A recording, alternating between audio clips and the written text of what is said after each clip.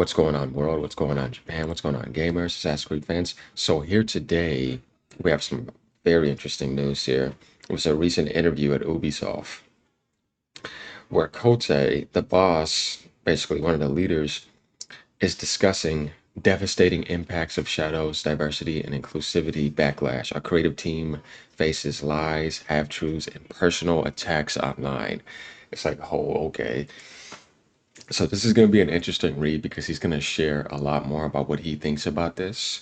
He's also going to counter what the Ubisoft leader Yves Guillemot said about we're not trying to push an agenda. He makes it clear that they are, even if he didn't want to or not. I just think he couldn't help but say it. But we have a lot down here to read over here at Eurogamer. We're going to get into that. Let me know what y'all think. Like, comment, and subscribe, and let's get into this. I ain't resting on this until we're done. As you see, this is November 2nd. So this is today. Assassin's Creed franchise boss Mark Alexis Cote has addressed the online backlash which has swirled around the main character of Assassin's Creed Shadows. The subsequent impact it has had on the game's development staff. Oh my God. You were wrong from the beginning. Don't come to me with this pity victim nonsense. But that's what people with the far left mentality do.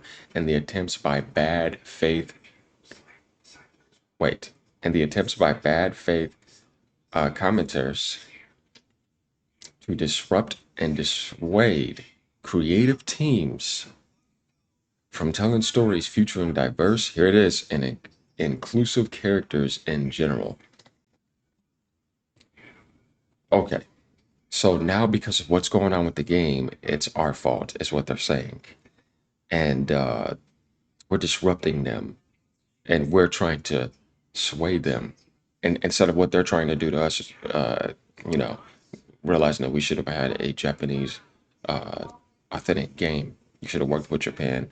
The amount of disrespect you did to Japan, the amount of disrespect you did to your entire base, the reason why you had to delay the game, all the historical inaccuracies all over the place, all the Chinese implementations all over the place, knowing that you've been working with the Chinese Communist Party and the far left, the amount of insult that you've had, and now you're going to try to say attempt by bad faith commentators to disrupt and dissuade creative teams for telling stories featuring diverse and inclusive characters. It's basically saying you doing DEI and woke right in front of our face in general. That's absolutely a load of bullshit. Come on, get out of here.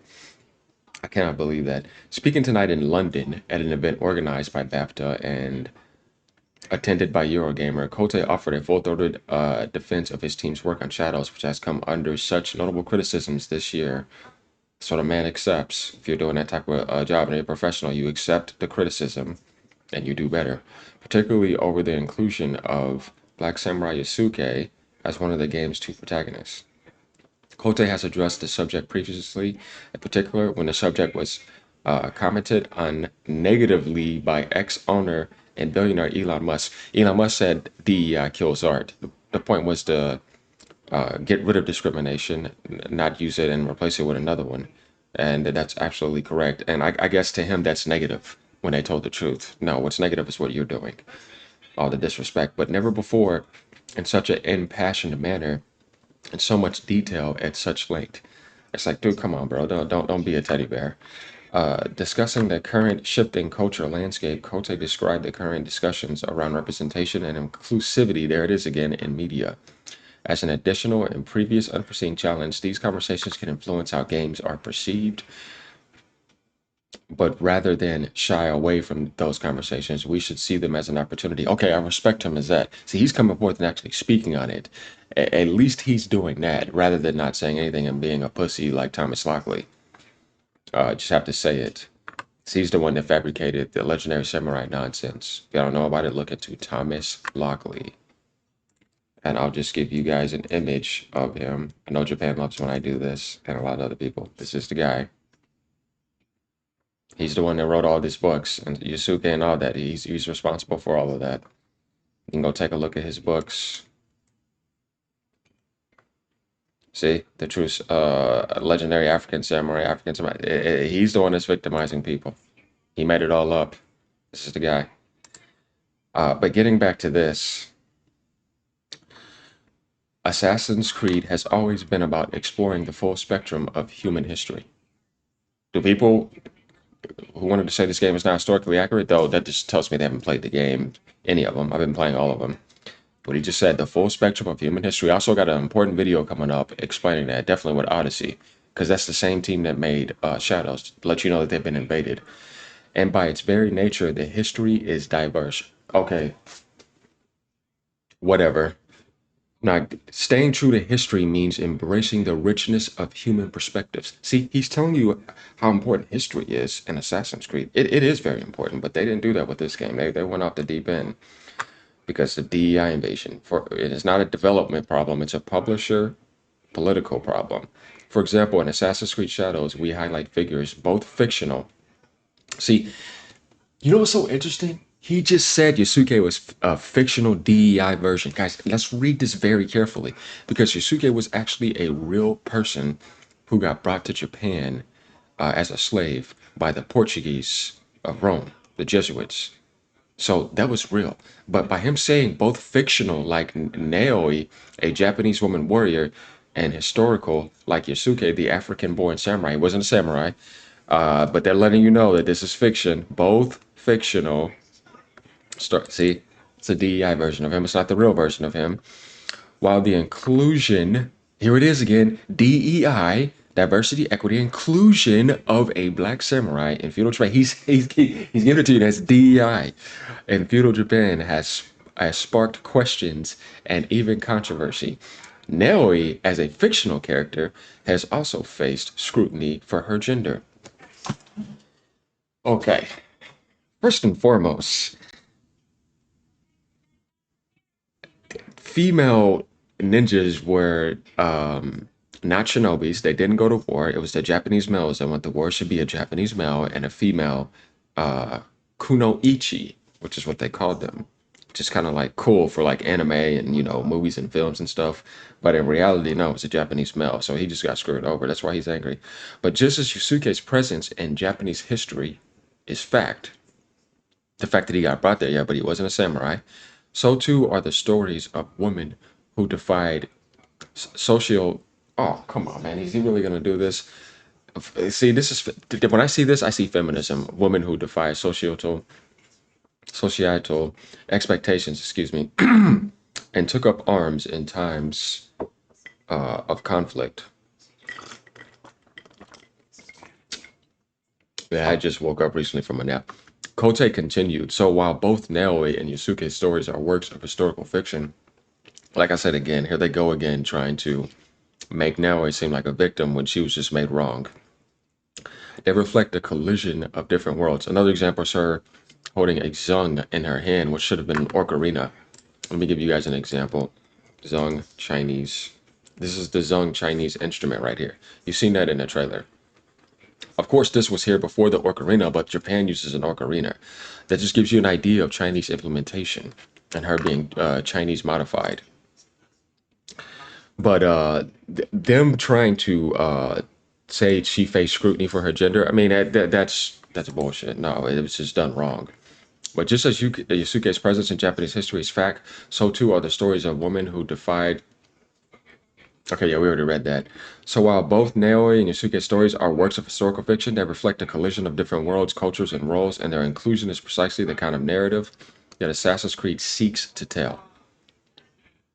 So here he goes again with this word inclusion. So they're trying to tell you we're trying to, in the narrative, DEI, inclusive, diversity, equity, inclusion, and narrative that Assassin's Creed seeks to tell. One that reflects the complexity and interconnectedness of our shared history. And this isn't new ground for the franchise, he noted. From Altier, really, bro, to Aveline de Ganpre to Rantan Hake Tan, the protagonist of Assassin's Creed 1. This is supposed to be about a liberation. Okay, yeah, liberation and Assassin's Creed 3, respectively. We've consistently introduced protagonists from diverse racial, ethnic, and gender identities. Yeah, but they were representing a culture that they lived in. This is the first game ever the protagonist is not representing the region that he lives in. And it's a very important one because it's Japan where we could have had the most epic ninja game of all time. And you guys put a brute samurai in that place from an African society, which has nothing to do with samurai. If you want to represent something with deep enrichment and soul, you need to represent the people who are embedded in that deeply. That would be the Japanese male. He's the samurai. It's not an argument, it's an understanding of knowing that he should be representing his game. So I'm not going to go to another region, or I'm not going to go to Mexico and say if I want to represent something of the Mexico region in enrichment, and put a Caucasian there, or put a black person there, or put a Chinese there, or put a Japanese there. No, that's going to piss off the Mexicans. You see what I'm saying? I'm not going to go to China and do that and put a Japanese there, or put a Korean there. You see what I'm saying? Like, you just don't do that type of stuff. Or put a black person in China. They're going to be furious. They're not going to allow it. They're going to ban it. But we just know that it's wrong, so let's not be hypocrites. History is inherently diverse, and so is the Assassin's Creed and the stories we tell. So, to be clear, our commitment to inclusivity is grounded. There it is again, inclusivity in no, in historical authenticity and respect for diverse. Here it is again, inclusivity and diverse perspectives, not driven by modern agendas. Dude, what are you talking about? That is modern agendas. Really now, guys. I can't believe he just said that. But at least he keeps on stating those DEI implementations. So we see that right there. It says DEI. If you're still arguing with that, then something's wrong with your brain. You're slow. You need to get mentally checked in, and maybe have special education on it. Not to try to be an asshole, but I'm just saying at this point, if you're going to be this ignorant and stupid, I don't want to talk to you. Kote's tone seemed notably different to Ubisoft's last vague mention of polarized comments by company boss Yves Guillemot. That's what I was saying earlier. Who raised eyebrows in September when he told investors Ubisoft was an entertainment first company. It was, not anymore, creating games for the broadest possible audience, and our goal is not to push any specific agenda. But he already, through all these paragraphs, we all just seen it, basically made it clear about the DEI. We already knew that though, but the point was at least he had balls to do it. Guillemot's comments followed a similarly vague blanket apology by Ubisoft for some elements in our promotional materials. They have caused concern with the Japanese community, which also stated that while Yasuke is depicted as a samurai in Assassin's Creed Shadows, we acknowledge this is a matter of debate and discussion. Guillemot had previously condemned the malicious and personal online attacks directed at Shadows' development team in the wake of the game's reveal. Yeah, because he's not a legendary samurai. You know how long it takes to become a samurai? Think about it. If you're only in Japan for 12 to 15 months, how are you going to speak Japanese? It takes a long time to learn Japanese. How are you going to become a samurai? If you do, that means you have to work with so many samurais because you're joining the samurai clan. They're going to have that recorded. It's not going to be missed. Japan is not like that. They're going to have things recorded very professionally. So if you become a samurai in Japan, everybody's going to respect you and say, yeah, you're now officially a samurai. We can trust you on the battlefield. Come on, man, get out of here. We all know that's bullshit. Okay, and let's not play games. And to be a legendary samurai, that's like me saying I'm gonna be a legendary martial artist. You know what I mean? Dude, I'm whooping everyone's ass now. Everybody knows, man, that guy was legendary. The whole world knows that you're legendary. That takes years. You're beating everybody. You see what I'm saying? The whole world knows that you're legendary, like Bruce Lee. So just stop. Okay, alongside people just dumb to believe it. I'm just have to be honest.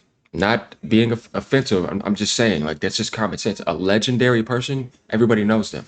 That's not nothing missed. It'll be recorded everywhere. It'll be films all over it. Okay, alongside these deep-rooted franchise values and our commitment to recognize and listen to legitimate criticism as an essential part of the creative process, Kote said tonight. Our community helps us grow, evolve, and deliver better games. You have not been doing that. Today, we all, however, face the added challenge of distinguishing between genuine feedback and attacks driven by intolerance. See, one thing I don't like about this statement, and let me be clear, y'all, because sometimes I can be critical and harsh, but that's because I want people to do better, not because I'm trying to be an asshole or anything. It's when people stir the pot, cause up a ruckus, stir up real racism, because they're the ones that are being racist. Let me give an example. You made Yasuke that way. You knew what was wrong. You used him. You put him in a village. You put armor on him. You put a stolen product on him. The sword from One Piece. You played hip hop and rap music, and you had him murdering people in another culture. That's a racist manifestation done by you. You did that. What does rap and hip hop have to do with East Africa in the 15th, 16th century? It doesn't even exist. This is something that was invented as a subgenre in the 70s and 80s in American society. No black person even existed, black American, in the 15th, 16th century. There's no such thing. So why are you doing this? Because you're trying to victimize and cause a riot, and then you pull back and say, "Oh, you're just being intolerant." You see what I mean? They're trying to double bind you. They're trying to start up stuff. They're trying to start up stuff between the African culture and the Japanese culture, the American culture and the Japanese culture, and then they're trying to play the victim and then say that it's intolerant. You don't have no right to be mad. Get out of here with that crap. So go back down. The current climate is tough on our creative teams. He continued. They face lies. What lies? Half truths, and personal attacks online. Okay. I mean, there are some people that probably will go out of their way to attack developers. People do that. And I tell people all the time, look, this is not a developer issue. This is a publisher suit and tie issue. When the work they pour their hearts into is twisted into a symbol of division, it's not just disheartening, it can be devastating. This is what DEI does to you, bro, and the woke agenda. What keeps me going is the resilience born out of conviction that I see in our teams every day. I'm especially proud of the Shadows team for staying true to their creative vision and core tenets of Assassin's Creed. By choosing Naoe and Yasuke as protagonists, you should have chosen a Japanese male. You know this. But of course, you can't say that because you don't want to get fired. We are expanding the narrative landscape, get out of here, offering new points of view that challenge established norms found in many works of fiction. Nobody wants this game, bro. Like this. You know what everybody wants. You know what Japan wants. You had the opportunity to make the most epic ninja game of all time, but you messed up. While staying true to the history that shaped them. No. At the end of the day, Assassin's Creed is not just a franchise, it's a platform for entertainment, dialogue, discovery, and understanding. Assassin's Creed franchise is an amazing franchise, but you made a huge mistake with this one. We're going to see what you do by February, though. Our commitment isn't just about reflecting on the past, it's about ensuring that the stories we tell continue to unite, inspire, and challenge players, regardless of their background, and will continue to stand by these values because they are central to the heart of the franchise. Uh, and I believe to the future of storytelling itself. Ultimately, we believe that the diversity and richness, wow, it's diversity again, of the human experience is what helps Assassin's Creed resonate with players across the globe, and we're committed to standing firm on the foundation. See, this is a big one today, y'all. Kote noted that Assassin's Creed has featured universal themes like resistance to tyranny and the preservation of knowledge and identity. Go with that again. Since its outset, and that it has always been featured an opening message acknowledging the game as a work of fiction created by a team diverse in both its background and beliefs. From the very beginning, Ubisoft has embraced this diversity. Stop trying to defend it, Kote said. Assassin's Creed is more than just a game. It can be a platform for meaningful exploration and reflection wrapped in the excitement of unforgettable gameplay. And it is that fusion of creativity, diversity, again, immersion, and fun that continues to define the franchise and connect it with players around the globe. Kote closed with a broader reflection on the stifling of creative freedoms more generally as cultural differences become even more diverse. I hope not. Today, the stakes are higher unless you like staying true to what that really means without DEI. Kote said, the stories we tell, the characters we create, and the game worlds we build are instrumentalized by those who seek to silence creativity, to stoke fear, and excite hatred. Oh, shut up, dude. I believe we are facing what Arthur Farid Zachariah calls an age of revolution, a time where the real conflict is not between the left and the right. Oh, no, you did not. But between societies that close themselves off and those who that open themselves up to the world throughout history. It's the open societies that have always eventually prevailed. While there may be setbacks over years or even decades, it is openness that has continually pushed humanity forward. You're trying to mix truth with lies with that, but I know what you mean. But the left just went too far, so that's why it's called the far left for a reason. There's no far right. That goes that selfless bravery of Assassin's Creed protagonists, he continued. They fought for freedom, knowledge, and the right to chart their own paths, just as we as creators fight to tell stories that matter in a world and grows increasingly divided. As the authors of How Democracies Die so powerfully stated, democracies crumble when good people decide to stay silent. The same is true, I think, of our creative freedom when we allow fear to stifle our voices. Of course, you're talking about democracy. When we self-censor in the face of threats, we hand over our power piece by piece until freedom and creativity both wither away. Yeah, it's called betraying the creator and siding with demagogues and being scumbags and being cowards. Like you guys are being, you know what I mean? You're betraying a lot of things. If you want to talk about democracy, you're not following it well. We cannot let that happen. It is time for us as creators to stand firm on our commitment to our values by telling stories that inspire, that challenge, and that help people connect. Our silence cannot become complicit. If you're going to help people connect, stop starting problems between cultures where there wasn't problems and actually being the ones who's being racist with the liberals and the Jews and the communists. So once again, see this bull crap. You don't have to be nice to this because it's just trying to brainwash you. To our players, the ones who stood by us, supported us, and celebrated our work over the years with enthusiasm and constructive feedback, this stance is for you. Kotek included. Okay. You are the heart of our journey. We create for you, and your support fuels our creativity and strengthens our resolve to keep pushing boundaries to tell stories that matter. This journey is yours as much as it is ours, and I thank you for being with us every step of the way. I am an optimist and a dreamer. There's nothing wrong with that. I believe that the answer to hate is to continue creating experiences to celebrate the richness of our world and capture the magic of our collective imagination because in the end, creativity is stronger than fear, and together we are creating the future of entertainment. No, you're not. Dude, look at your stock. Look at, I mean, come on, man, be more genuine here. This is my problem with that is that he's disingenuous in a lot of ways. So there you have it, y'all. We have a lot of answers about what they think right now about recent stuff that has been going on. We have our answers, Japan. We have our answers, Assassin's Creed fans and lovers over here in Western society too, who feel the same way. So let me know what y'all think. This is a huge one. Like, comment, and subscribe. Glad to do this. Peace out, y'all. Have a great day. We got some more stuff to cover later on.